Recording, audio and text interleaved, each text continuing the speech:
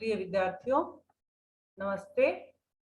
आज हम झारखंड शैक्षिक अनुसंधान एवं प्रशिक्षण परिषद रांची झारखंड द्वारा जारी हुए मॉडल प्रश्न पत्र सेट 4 का अध्ययन करेंगे और यह वर्ग द्वादश के विद्यार्थियों के लिए है।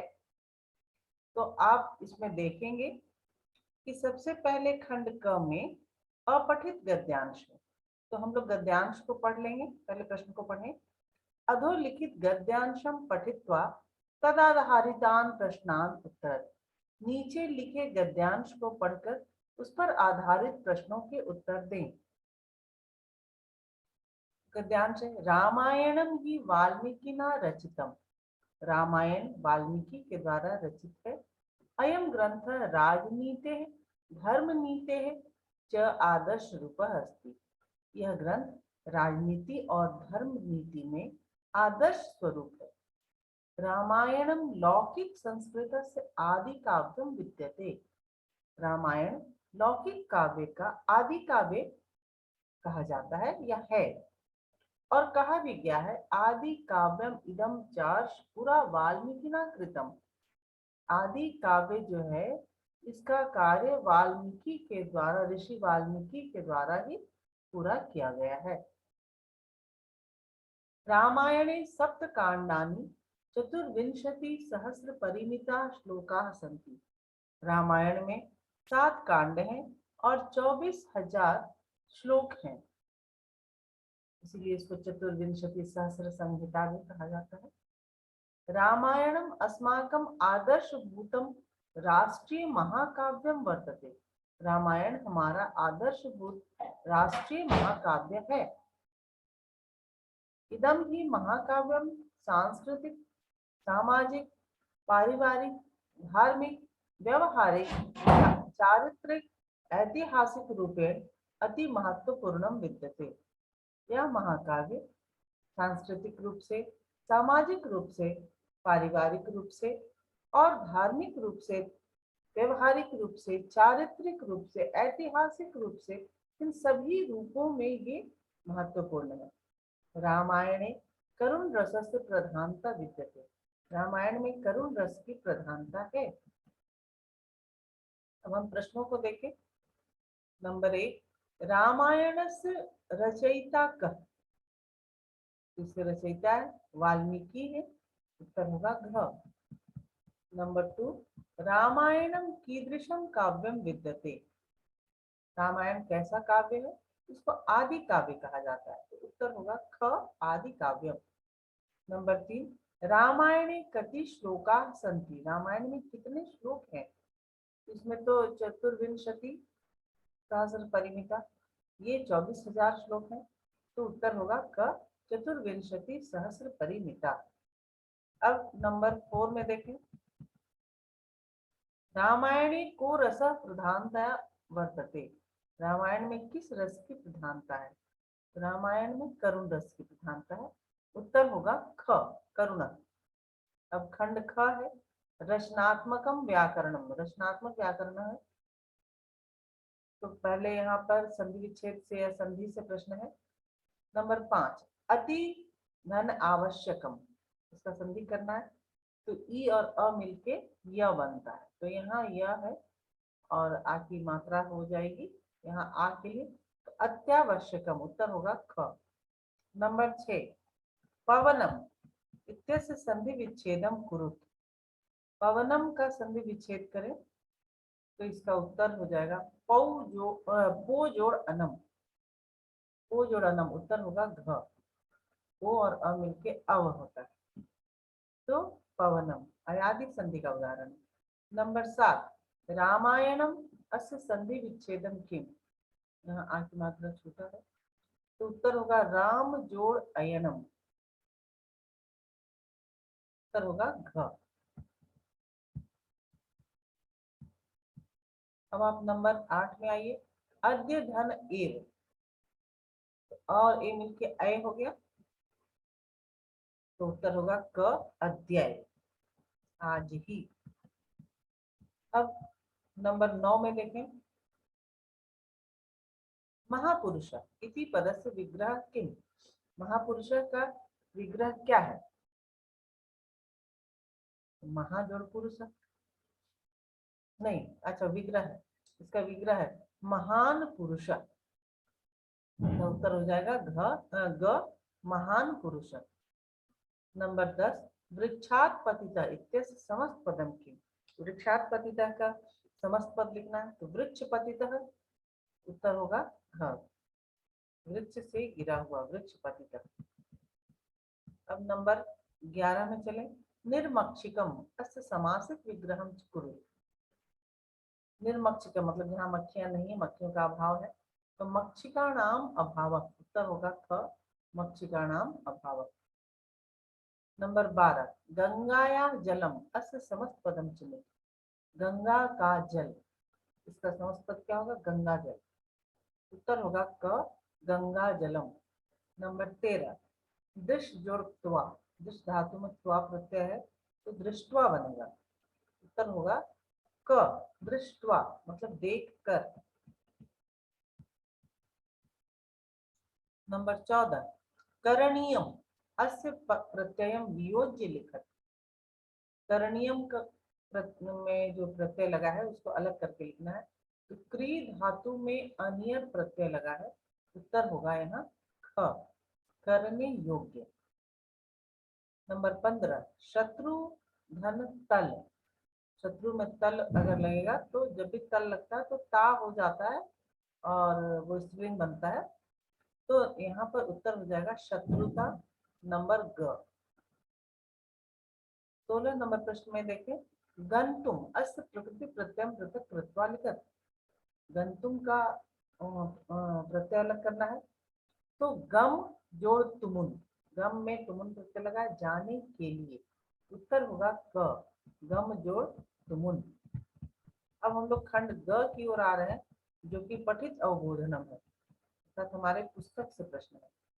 यहाँ पहला प्रश्न देखें, इसका जो है पुस्तक का ऐसे प्रश्न संख्या है 17।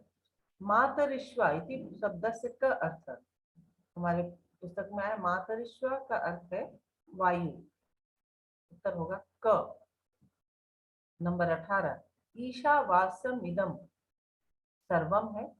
ईशावास्यम इदम सर्वम यत् किंच जगत्याम जगत, ऐसा है, पहली पंक्ति है हमारी पुस्तक के पहले पाठ की पहली पंक्ति, तो ईशावास्यम इदम सर्वम यत् किंच जगत्याम जगत, ये होगा ग, तो इसका उत्तर ग हो जाएगा 18 का ग।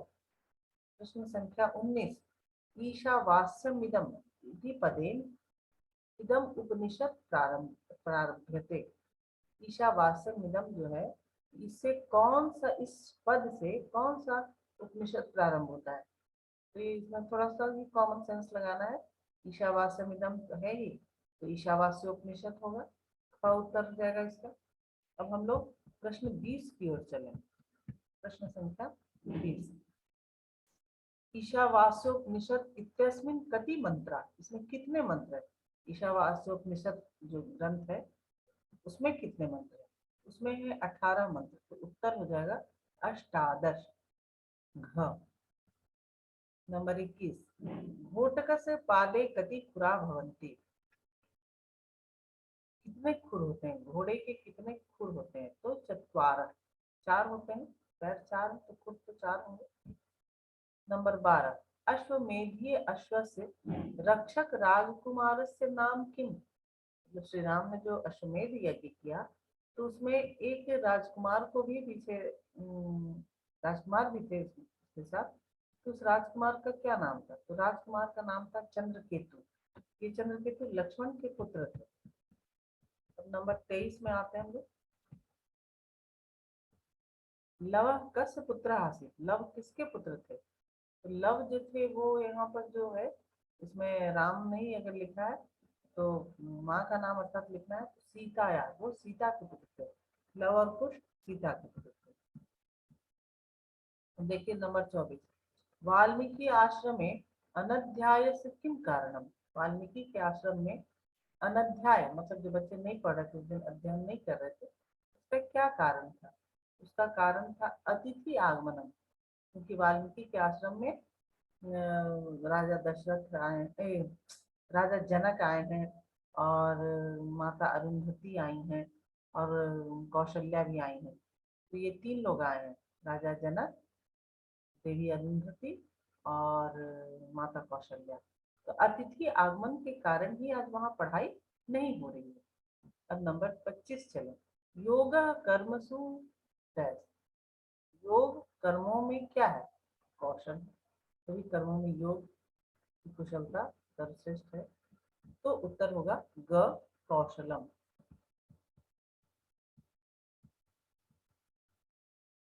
नंबर 26। भगवत गीताया कह उपदेशक। भगवत गीता के कौन उपदेशक हैं? अर्थात भगवत गीता में किसने उपदेश दिया? तो वहां पर श्री कृष्ण ने दिया था उपदेश। तो उत्तर होगा श्री कृष्ण क। नंबर 27। श्री कृष्ण गीताया उपदेशम कस्मै अयच्छत्। श्री कृष्ण ने गीता का उपदेश किसको दिया था? अर्जुनाय। क अर्जुनाय। अब आगे प्रश्न देखें। 28। अर्हसि इति पदे कह लकार। अर्हसि में कौन सा लकार है? आप देखिए, सी से पकड़ लीजिए। यहाँ पर अर्हसि जो है ये लट लकार का वर्तमान काल का। योग्य हो इसका मतलब है। अर्हसि का अर्थ योग्य है, लट लकार। 29 नंबर प्रश्न। अति मलिनम अपि दोष जातम कह हरति। बहुत ज्यादा दोष रहने से भी उसको कौन हर ले सकता है? हमारे अंदर बहुत तरह की मलिनता है या दोष है, तो उसको कौन हर सकता है? तो गुरु का उपदेश, गुरु उपदेशक। यहाँ उत्तर होगा क गुरु उपदेशक। नंबर 30। वाण भट्ट विरचिता कथायाम कथाया नाम की। वाण भट्ट के द्वारा जो रचित कथा है उसका क्या नाम है? अर्थात जो पुस्तक है उसका नाम लिखना है। तो यहाँ पर है कादम्बरी। नंबर 31। शुकनासक कस्मिन पाठे चंद्रापीडम उपदिश्यते। शुकनास जो है वो किस पाठ में, हमारे पुस्तक के किस पाठ में वो चंद्रापीड़ को उपदेश दे रहे हैं? तो पाठ का नाम है शुकनासोपदेशक। उत्तर होगा क। फिर है नंबर 32 में देखिए। कीदृशे मनसि उपदेश गुणा प्रविशन्ति। कीदृशे मनसि उपदेश गुणा प्रविशन्ति। किस प्रकार के मन में उपदेश रूपी गुण जो है वो प्रवेश करते हैं, किस तरह के मन में? तो इसका होगा अपगत मले। इसके अंदर किसी तरह का की कोई गंदगी नहीं है, चित्त साफ है, एकदम उज्जवल है। तो वहां पर गुरु का उपदेश जो है या कोई भी उपदेश जो है वो उसके अंदर अच्छी तरह प्रवेश कर सकता है। नहीं तो मन अगर अशांत है या सुप्त है, सोया है, या बहुत तरह की गंदगी हमारे मन में, तो वो गुरु का उपदेश या कोई भी तरह का उपदेश हम ग्रहण नहीं कर पाते। नंबर 33। मानसम बिना कस्य मानसम न रमते। मानस के बिना अर्थात मानसरोवर के बिना किसका मन नहीं लगता है? तो यहाँ पर उत्तर होगा मरालस। हंस। हंस का मन मानसरोवर के बिना नहीं लगता। नंबर 34। पुरुषम कम सततम भूषयंती। पुरुष जो है वो हमेशा क्या धारण करते हैं, अर्थात क्या चीज से वो हमेशा सुशोभित हो सकते हैं? तो उत्तर होगा यहाँ पर वाणी। भूषणम, भूषणम जो था अर्थात वाणी रूपी जो आभूषण है उससे वो सदा ही सुशोभित होते हैं। नंबर 35। पर गुण परमाणु का नित्यम पर्वती कृत्य करोति। पर्वती करोति अर्थात दूसरे के गुण को, पर गुण अर्थात दूसरे के गुण को, परमाणु किस तरह के गुण को, अर्थात परमाणु के समान अर्थात बहुत छोटे से गुण को भी कौन हमेशा पर्वती करोती, मतलब कौन उसको एकदम बढ़ा चढ़ा करके कहते हैं। हम लोग तो किसी के बड़े से बड़े गुरु को भी बहुत छोटा कहते करते हैं, लेकिन यहाँ क्या बोला जा रहा है कि दूसरे के छोटे से गुरु को भी कौन सबसे ज्यादा बढ़ा चढ़ा करके बोलते हैं, पर्वत के समान बढ़ा चढ़ा के बोलते हैं। तो इसका उत्तर होगा संत। जो संत लोग हैं, सज्जन लोग, वो दूसरे के गुणों को बहुत बढ़ा चढ़ा कर बोलते हैं। नंबर 36। नीरज पदस्य समानार्थकम पदम लिखत। नीरज का समानार्थक पद लिखना है। नीर में जन्मा हुआ, यहाँ पर कमलम होगा, नीरज कमल को कहते हैं। नंबर 37, उपमा अलंकार से कुशल कवि मन्यते। उपमा अलंकार से कुशल अर्थात उसमें दक्ष, उसमें निपुण कवि कौन माने जाते हैं? तो वो है कालिदास। उपमा कालिदास से ऐसा बोला गया है। फिर जातक मालायाम कस्य कथा वर्णिता। जातक माला में किसकी कथा वर्णित है? तो यहाँ पर ये नहीं होना चाहिए था, प्रश्न होना चाहिए था जातक माला किसकी रचना है? तो वो होगा आर्य शूरस से। उसके अंदर जो है वो तो भगवान बुद्ध के पूर्व जन्मों की कथा है। तो यहाँ अगर ये प्रश्न है कि किसकी रचना है, तो आर्यशूर की। और उसके अंदर किसकी कथा है? तो भगवान बुद्ध के पूर्व जन्म। नंबर 39, महाभारत कति पर्वणि सन्ति। महाभारत में कितने पर्व है? देखिए, रामायण कांडों में विभक्त है और महाभारत पर्वों में। रामायण में 7 कांड है, जबकि महाभारत में 18 पर्व है। तो इसका उत्तर हो जाएगा अष्टादश। अंतिम प्रश्न है नंबर 40, सुखनासोपदेश पाठ से विधा का। सुखनासोपदेश पाठ का विधा मतलब कि ये किस रूप में है? काव्य के रूप में है कि गद्य रूप में है कि पद्य रूप में है कि नाटक है कि काव्य शास्त्र है, क्या है? तो सुखनासोपदेश जो है ये गद्य है। कादम्बरी से ही लिया गया है सुखनासोपदेश। जिसके रचनाकार वाणभट्ट है। इस तरह से पूरे 40 प्रश्नों को आपने देखा कि किस तरह से इसके उत्तर दिए गए हैं। तो आप सभी विद्यार्थियों से अनुरोध है कि इसको बार बार देखें, पढ़ें और कॉपी में अपनी नोट भी करें। और तब तक के लिए मुझे आज्ञा दें। धन्यवाद।